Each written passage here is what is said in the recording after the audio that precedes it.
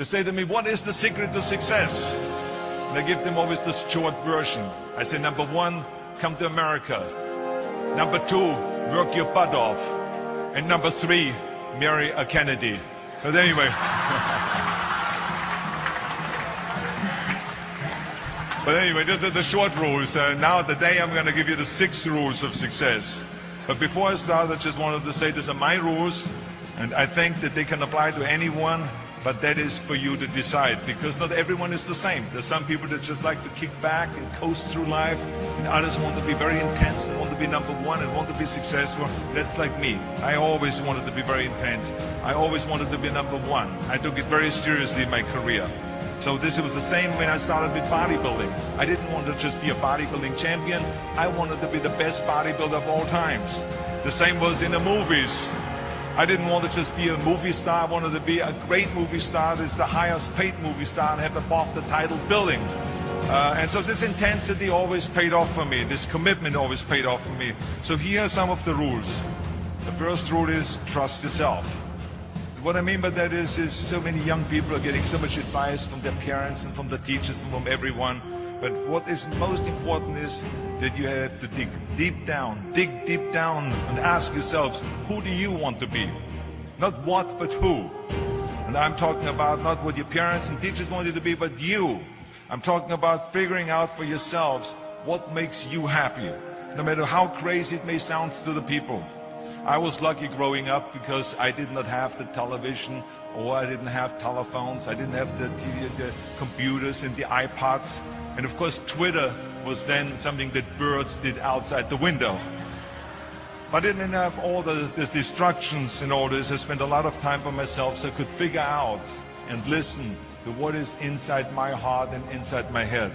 And I recognized very quickly that inside my head and heart were a burning desire to leave my small village in Austria. Not that there was something wrong with us. Austria is a beautiful country, but I wanted to leave that little place and I wanted to be part of something big. The United States of America, a powerful nation, the place where dreams can come true. I knew when I come over here I can realize my dreams.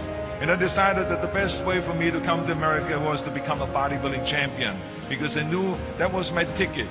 The instant that I saw a magazine cover of my idol, Reg Park. He was Mr. Universe, he was starring in Hercules movies, he looked strong and powerful, he was so confident. So when I found out he got that way, I became obsessed and I went home and I said to my family, I want to be a bodybuilding champion. Now you can imagine how that went over in my home in Austria. My parents, they couldn't believe it. They would have been just happy if I would have become a police officer like my father, or married someone like Heidi, who had a bunch of kids and ran around like the Van Trapp family in Sound of Music. That's what my family had in mind for me, but something else burned inside me. Something burned inside me. I wanted to be different. I was determined to be unique. I was driven to think big and to dream big. Everyone else thought that I was crazy. My friend said, if you want to be a champion in a sport, why don't you go and become a bicycle champion or a skiing champion or a soccer champion? Those are the Austrian sports. But I didn't care. I wanted to be a bodybuilding champion and use that to come to America and use that to go into the movies and make millions of dollars. So, of course, for extra motivation, I read books on strongmen and on bodybuilding and looked at magazines. And one of the things I did was I decorated my bedroom window, my bedroom wall. Right next to my bed, there was this big wall that I decorated all with pictures. I hung up pictures of strongmen and bodybuilders and wrestlers and boxers and so on. And I was so excited about this great decoration that I took my mother to the bedroom and I showed her. And she shook her head. She was absolutely in shock.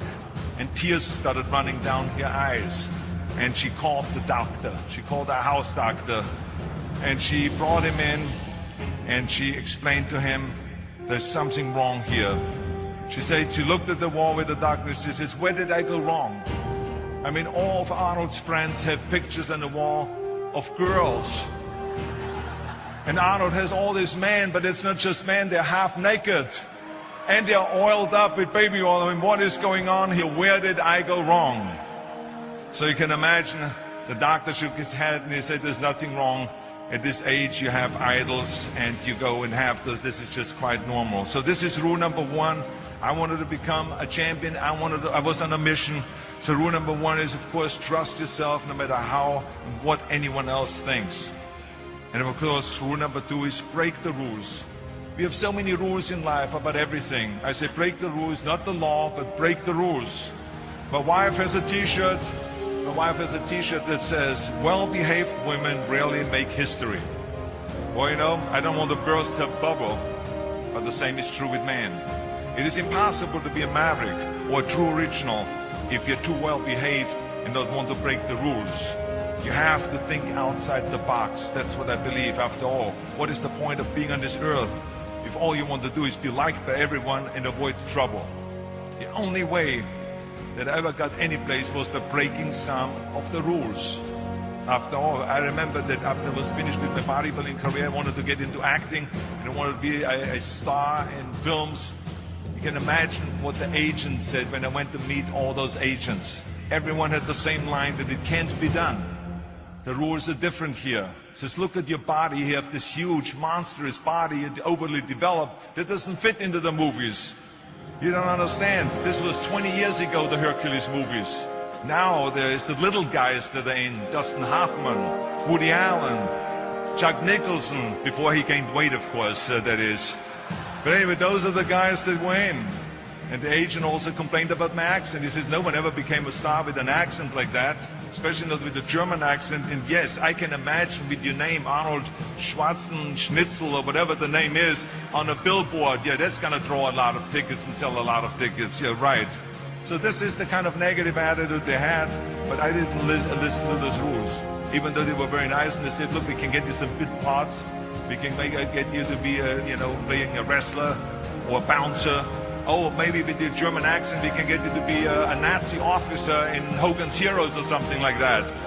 But, I didn't listen to orders. These were their rules, not my rules. I was convinced I could do it, that if I worked as hard as I did in bodybuilding, 5 hours a day, and I started getting to work, I started taking acting classes, took English classes, took speech classes, dialogue classes, accent removal classes I even took.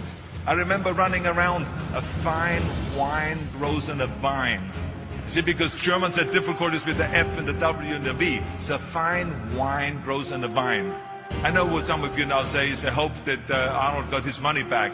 But let me tell you something. I had a good time doing those things and it really helped me. And finally I broke through. And I started getting the first parts in TV, Streets of San Francisco. Lucille Ball hired me. I made Pumping Iron, Stay Hungry. And then I got the big break in Conan the Barbarian. And there the director said, if we wouldn't have Schwarzenegger, we would have to build one. Now think about that. And then when I did Terminator, I'll be back. Became one of the most famous lines in a movie history, all because of my crazy accent. Now think about it, the things that the agent said will be totally a detriment and will be impossible for me to get a job, all of a sudden became an asset for me. All of those things, my accent, my body and everything. So it just shows you never listen that you can't do something. And you have to work your way up, of course, run for something else first. I mean, it was the same when I ran for governor. The same lines, you have to work your way up, it can't be done. And then, of course, I ran for governor, and the rest, of course, is history. They said you have to start with a small job as mayor, and then as assemblyman, and then as lieutenant governor, and then as governor. And they said, that's the way it works in a political career. I said, I'm not interested in a political career. I want to be a public servant. I want to fix California's problems and bring people together and bring the parties together. So, like I said, I decided to run. I didn't pay attention to the rules, and I made it, and the rest is history. Which of course brings me to rule number 3. Don't be afraid to fail. Anything I've ever attempted, I was always willing to fail. In the movie business, I remember that you pick scripts. Many times you think this is a winning script, but then of course you find out later when you do the movie that it didn't work, and the movie goes in the toilet. Now we have seen my movies, Red Sonja, Hercules in New York, Last Action Heroes, those movies went in the toilet. But that's okay, because at the same time I made movies like Terminator and Conan and True Lies and Predator and Twins that went through the roof. So you can't always win, but don't be afraid of making decisions. You can't be paralyzed by fear or failure, or you would never push yourself. You keep pushing because you believe in yourself and in your vision. And you know that it's the right thing to do, and success will come. So don't be afraid to fail. Which brings me to rule number 4, which is don't listen to the naysayers. I mean, how many times have you heard that you can't do this, and you can't do that, and it's never been done before? Just imagine if Bill Gates had quit when people say it can't be done. I hear this all the time. As a matter of fact, I love it when someone says that no one has ever done this before, because then when I do it, that means that I'm the first one that has done it. So pay no attention to the people that say it can't be done. I remember my mother-in-law, Eunice Kennedy Shriver.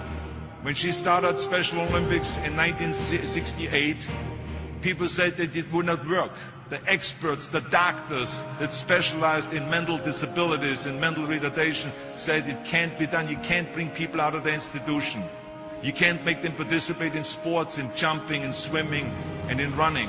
They will hurt themselves. They will hurt each other. They will drown in the pool. Well, let me tell you something. Now, 40 years later, Special Olympics is one of the greatest organizations in 164 countries dedicated to people with mental disabilities and with intellectual challenge. And she did not take no for an answer. And the same is when you look at Barack Obama. I mean, imagine if he would have listened. If he would have listened to the naysayers, he would have never run for president. People said it couldn't be done, that he couldn't get elected, that he couldn't beat Hillary Clinton, that he would never win the general election. But he followed his own heart. He didn't listen to the "you can't," and he changed the course of American history. So over and over you see that if I would have listened to the naysayers, I would still be in the Austrian Alps yodeling. I would never have come to America. I would have never met my wonderful wife, Maria Shriver. I would have never had the wonderful 4 kids. I would have never done Terminator, and I wouldn't be standing here in front of you today as governor of the greatest state of the greatest country in the world. So I never listened that you can't. I always listened to myself and said, yes, you can. And that brings me to rule number 5, which is the most important rule of all. Work your butt off. You never want to fail because you didn't work hard enough. I never wanted to lose a competition or lose an election because I didn't work hard enough. I always believed leaving no stone unturned. Muhammad Ali, one of my great heroes, had a great line in the 70s when he was asked, how many sit-ups do you do? He said, I don't count my sit-ups. I only start counting when it starts hurting. When I feel pain, that's when I start counting, because that's when it really counts. That's what makes you a champion.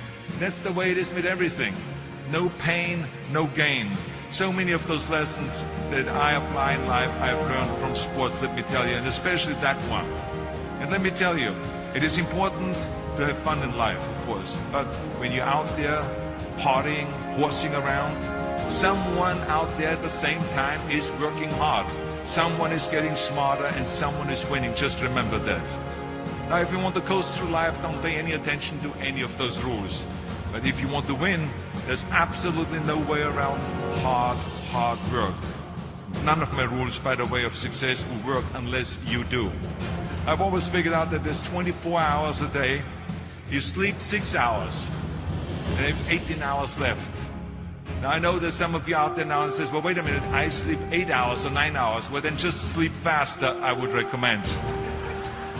Because you only need to sleep 6 hours, then you have 18 hours left. There's a lot of things you can accomplish. As a matter of fact, Ted Turner used to say always, early to bed, early to rise, work like hell, and advertise. And of course, all you know, you know already those things, because otherwise you wouldn't be sitting here today. Just remember, you can't climb the ladder of success with your hands in a pocket. And that takes me to rule number 6, which is a very important rule. It's about giving back. Whatever path that you take in your lives, you must always find time to give something back. Something back to your community, give something back to your state or to your country. And my father-in-law, Sergeant Shriver, who is a great American, truly great American, who started the Peace Corps, the Job Corps, legal aid to the poor. He said at Yale University to the students at a commencement speech, tear down that mirror. Tear down that mirror that makes you always look at yourself.